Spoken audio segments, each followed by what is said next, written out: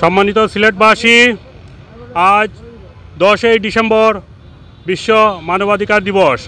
আজকের এই মানবাধিকার দিবস উপলক্ষে মানবাধিকার কমিশন সিলেট এয়ারপোর্ট শাখার উদ্যোগে আজকের এই র্যালি এবং আজকের এই আলোচনা সভার আমি পরিচয় করে দিচ্ছি। আজকের এই এয়ারপোর্ট শাখার সম্মানিত সহসভাপতি শাহিন আহমদ, মানবাধিকার কমিশনের এয়ারপোর্ট শাখার সাধারণ সম্পাদক কামরুল ইসলাম, মানবাধিকার কর্মী রাজিয়া সুলতানা, মানবাধিকার কর্মী আব্দুল আহাদ লস্কর ভাই, মানবাধিকার কর্মী নজরুল ইসলাম এবং আমাদের মাঝে উপস্থিত হয়েছেন বিশিষ্ট লেখক কবি একে আজাদ, আমাদের মাঝে উপস্থিত হয়েছেন সাংবাদিক এহিয়া চৌধুরী, আমাদের মাঝে উপস্থিত হয়েছেন বিশিষ্ট শিল্পী তুহিন আহমদ সহ। আজকের এই আলোচনা সভার এই পর্যায়ে প্রধান অতিথি হিসাবে বক্তব্য রাখার জন্য আমি বিনীত আহ্বান করছি বাংলাদেশ মানবাধিকার কমিশন ইউএস গভর্নর ও প্রেসিডেন্ট জনাব শরীফ আহমদ লস্করকে আজকের এই মানবাধিকার দিবসের সমাপনী বক্তব্য রাখার জন্য আমি উদাত্ত আহ্বান জানাচ্ছি।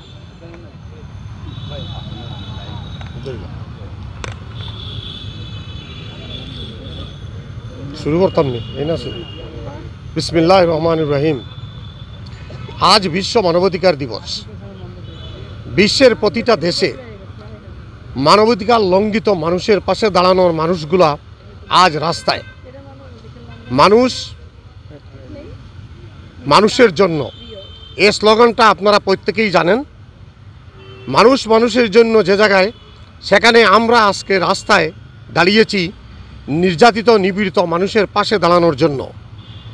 আমি বাংলাদেশ মানবাধিকার কমিশন ইউএসএর পক্ষ থেকে এবং বাংলাদেশ মানবাধিকার কমিশনের পক্ষ থেকে আমি আপনাদেরকে ধন্যবাদ জানাচ্ছি। আজকে আপনারা আমাকে এখানে দুটি কথা বলার সুযোগ করে দিয়েছেন।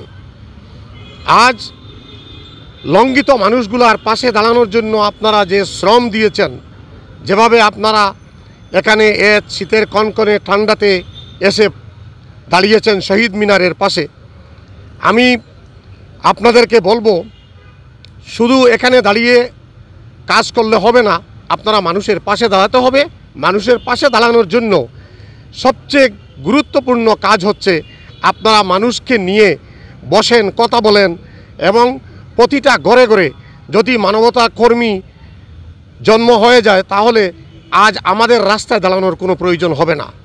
আমরা বাংলাদেশ মানবাধিকার কমিশনের প্রত্যেকটা মানুষদেরকে আমরা অনুরোধ জানাবো যে আপনারা প্রত্যেকের পাশে আসেন, নির্যাতিত মানুষের পাশে দাঁড়ান এবং আপনারা সরকার অনুমোদিত ও নন অনুমোদিত ব্যাপারটাকে আপনি ভুলে গিয়ে আপনারা দেশ ও জাতির বর্ণ, হিন্দু, বৌদ্ধ, খ্রিস্টান, মুসলমান প্রত্যেককে একত্র করে মানুষ হিসাবে দেখার জন্য আমি অনুরোধ জানাবো।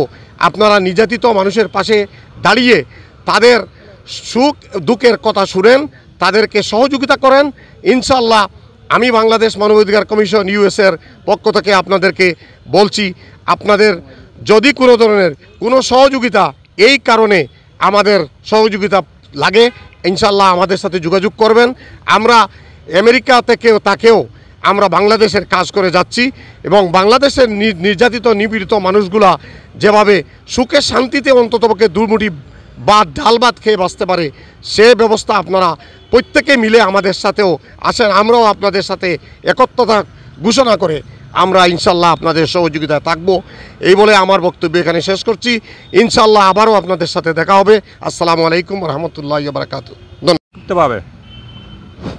বিসমিল্লাহির রহমানির রহিম। বিশ্ব মানবাধিকার দিবস উপলক্ষে বাংলাদেশ মানবাধিকার কমিশন বিমানবন্দর শাখার উদ্যোগে আজকের এই দিবসে যিনিকে পেয়ে আমরা অত্যন্ত আনন্দিত এবং গর্বিত বোধ করছি। তিনি হলেন আমাদের বাংলাদেশ মানবাধিকার কমিশন ইউএসএর অত্যন্ত শ্রদ্ধাভাজন সম্মানিত প্রেসিডেন্ট গভর্নর শরীফ লস্কর মহোদয়, আমি অত্যন্ত আমি কথা বলতে পারছি না, কারণ অত বড় গুণী একজন ব্যক্তির সামনে দাঁড়িয়ে আমি কথা বলার মতন আমি ব্যক্তি না, আমি অত্যন্ত ক্ষুদ্র একজন মানুষ। তারপরেও আমি বলছি যে মানবাধিকার লঙ্ঘন, মানবাধিকার বলতে আমরা যা কিছু বুঝি অনেক কিছুই আমাদের প্রতিটি ক্ষেত্রেই মানবাধিকার লঙ্ঘন হচ্ছে। আমাদের খাদ্যে, বস্ত্রে, পরিবার থেকে ধরে সমাজের প্রতিটি ক্ষেত্রেই আমরা মানবাধিকার লঙ্ঘন হচ্ছে। আমরা সেই জায়গা থেকে যদি আমরা প্রতিটি মানুষ যদি আমরা সোচ্চার হই এবং প্রতিবাদী হই, যতটুকু পারি, আমার যতটুকু সামর্থ্য আছে, এই সামর্থ্যটুকু নিয়ে যদি আমরা প্রতিবাদ করি, সোচ্চার হই, আমি মনে করি যে আজকের এই যারা আমরা এই মানবাধিকার দিবসে আমরা একত্রিত হচ্ছি সেটা সফল আসবে।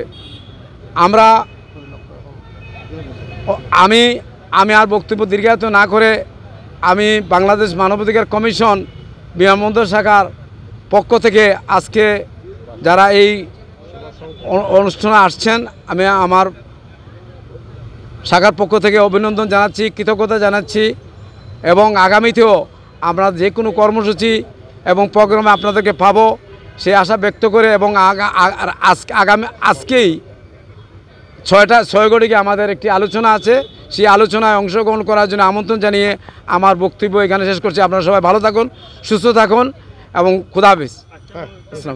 আজকের অনুষ্ঠানের এখানেই সমাপ্তি।